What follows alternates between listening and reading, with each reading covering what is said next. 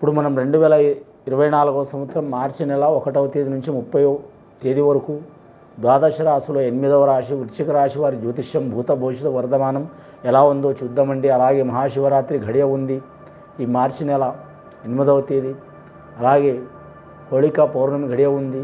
వృశ్చిక రాశి వారి జ్యోతిష్యం ప్రశ్నశాస్త్రం ఎలా ఉందో, భూత భవిష్యత్ వర్ధమానం ఎలా ఉందో, గ్రహ కలాయిక ఎలా ఉందో మన జానకిరామ్ని అడిగి చూద్దాం. జానకి వృశ్చిక రాశి జాతకం శేగం శేగి యోగ బలం అనుకున్న పని ధరించిన కార్యమా చేసే పనిది ఇల్లు జాగా భూమిది వ్యవసాయంది వ్యాపారంది నమ్మిన పనిది బాగుపడే లక్షణంది రాజయోగంది విజయోగంది నవగ్రహాల ఎలా ఉంది జాతక బలం, అలాగే ధనపరంగా రుణపరంగా కుటుంబపరంగా ఆరోగ్యపరంగా సంతానపరంగా స్త్రీ పురుషుల యోగంలో ఎలా ఉంటుంది, ప్రేమ కలాయికలో ఎలా ఉంటుంది, కళ్యాణ విషయంలో ఎలా ఉంటుంది, ధన విషయంలో ఎలా ఉంది చూడుతి.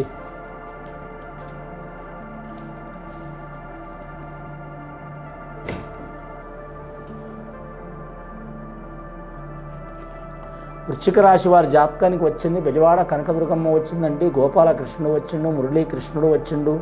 వృశ్చిక రాశి వారి జాతకానికి ఆదాయం 8, ఖర్చు 8 ఉందండి. సాయం చేసేది 5, ఇబ్బందులు పెట్టేది కూడా 5. వీరి జాతకానికి చూడాలంటే మాత్రం వీరు ఎన్ని కష్టాలు పడ్డా ఎన్ని ఇబ్బందులు పడ్డా నంబర్ 1 స్థానం అయ్యే అవకాశం ఉంది. అలాగే వీరి జ్యోతిష్య బలంలో చూడాలంటే చాలామంది ఇబ్బందులు పెట్టేటోళ్ళు వీరికి దగ్గరకు అయ్యే అవకాశం ఉంది. శత్రువులు మిత్రులుగా మారే అవకాశం ఉంది, మిత్రులు శత్రువులుగా మారే అవకాశం ఉంది.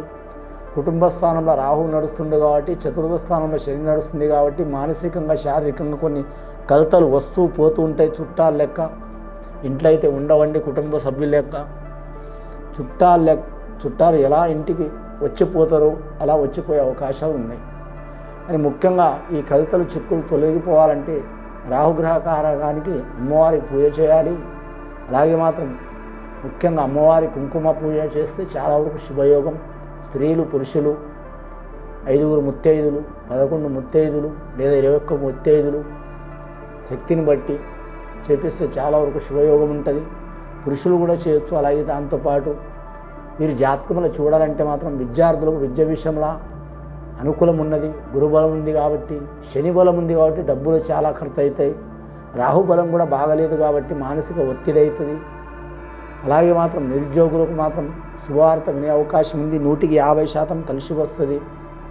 రాజకీయ నాయకులకు 170% కలిసి వచ్చే అవకాశం ఉంది. అధికార పక్షంలో ఉన్న ప్రతిపక్షంలో ఉన్న వారికి ఎక్కడ పోయినా ఇబ్బందులు చిక్కులు చికాకులు వస్తాయి. కానీ నూతన వాహనాలు కొనటం, నూతన స్థానాలు మారటం తప్పకుండా ఉంటాయి. వారికి ఒక సైడ్ నుంచి ధనలక్ష్మి వస్తూనే ఉంటుంది, ఒక సైడ్ నుంచి ధనలక్ష్మి ఖర్చు అవుతూనే ఉంటుంది. ఒక సైడ్ నుంచి వారికి విజయాలు వస్తూనే ఉంటాయి, ఒక సైడ్ నుంచి లేనిపోయిన అవమానాలు వస్తూనే ఉంటాయి.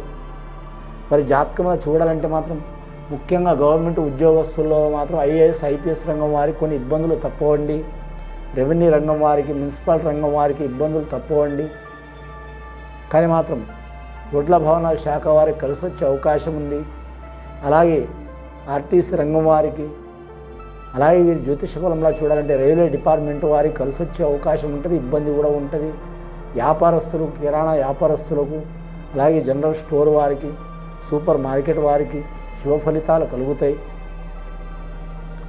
కానీ మాత్రం కూరగాయల వ్యాపారంలో అన్ని స్థానంలో కలిసి వచ్చే అవకాశం ఉంది.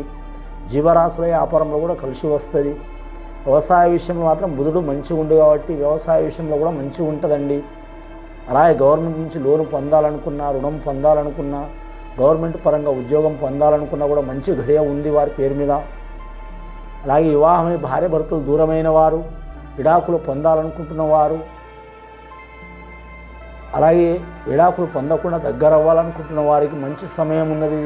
మరి జాతకంలా ఈ మహాశివరాత్రికి శివపార్వతితో పాటు సర్వదేవతలు తిరుగుతారు కాబట్టి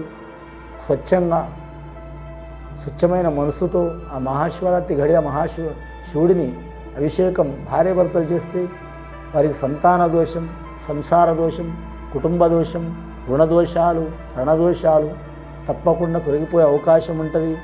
గృహం కట్టాలనుకునే వారికి గృహం లభిస్తుంది. వ్యాపారం చేయాలనుకునే వారికి వ్యాపారంలో కలిసి వస్తుంది.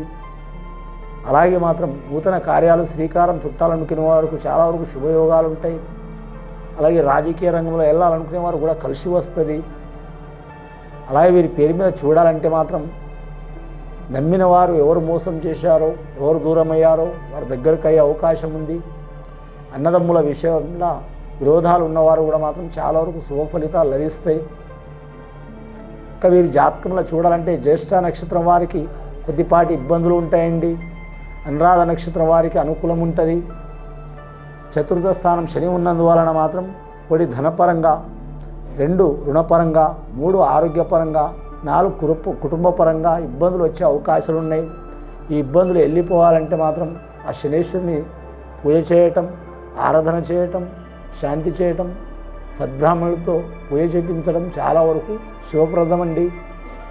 అలాగే శివుడికి ఈ శివరాత్రి ఘడియల అభిషేకం, రుద్రాభిషేకం చేస్తే చాలా వరకు శుభయోగం ఉంటుంది.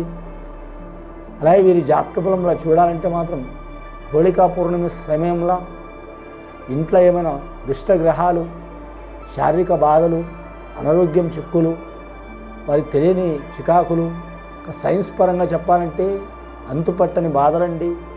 జ్యోతిష ప్రకారం చెప్పాలంటే భూతం కావచ్చు, ప్రేతం కావచ్చు, గ్రహం కావచ్చు, దరిద్రం కావచ్చు, కర్మ కావచ్చు, క్రియ కావచ్చు, చేతబడి కావచ్చు, మంత్రం కావచ్చు, ఇలాంటి చిక్కులు చికాకులు పడుతున్న వారు ఆ టైంలో ఒకరోజు ముందర కొన్ని కట్టెలతో కాలుస్తారండి.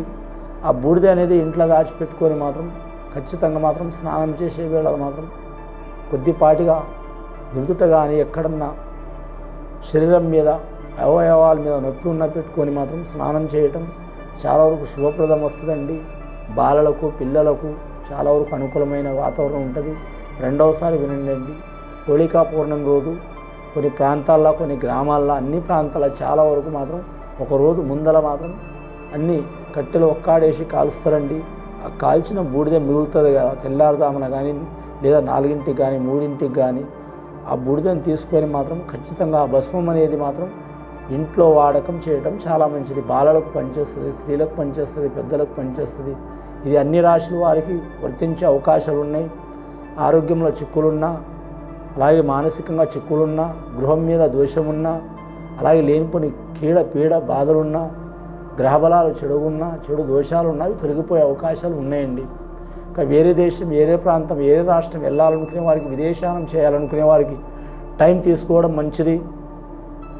మీరు జాతకంలో చూడాలంటే మాత్రం రుణబాధలు, చిక్కులు, కోర్టు కేసులు ఉన్న వారికి మాత్రం రాజీ చేసుకోవడం మంచిదండి. రాజకీయ రంగంలో మాత్రం కలిసి వస్తుంది. ధనం ఖర్చు అయిన పని మాత్రం తప్పకుండా జరుగుతుంది.